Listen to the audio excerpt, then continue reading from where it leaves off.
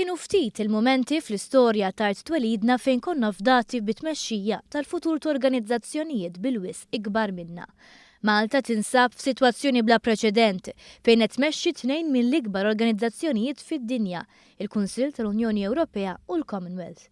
Waqt diskors lill-ambaxxaturi tal-pajjiżi tal-Commonwealth, il-Prim Ministru Joseph Muscat għamel l-intenzjoni tiegħu ċara, dik li jimbotta l-idea li f'dawn iż-żminijiet inċertezza minħabba Brexit ikun ir-Renju Unit stess li joħloq għaqda iktar b'saħħitha bejn l-Unjoni Ewropea u l-Commonwealth. Whilst the European Union and the Commonwealth are very distinct bodies, they nevertheless have much to offer to each other in terms of economic opportunities.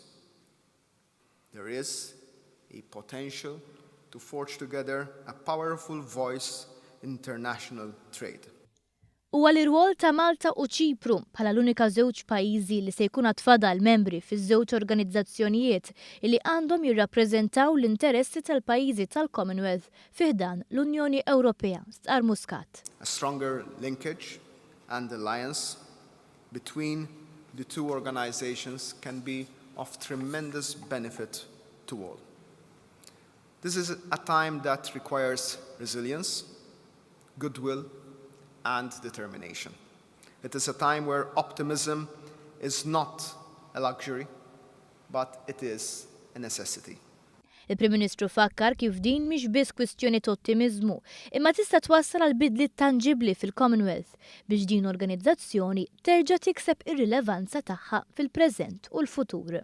This turn of events provides an opportunity also to turn a Commonwealth based on the past into a Commonwealth built on future opportunities.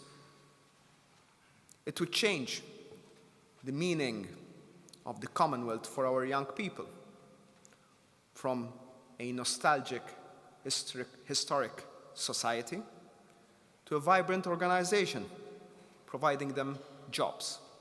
Dan id-diskors kien l-aħħar impenn tal-Prim Ministru Joseph Muscat f'Londra fejn iltaqgħu wkoll mal-Prim Ministru tar-Renju Unit Theresa May.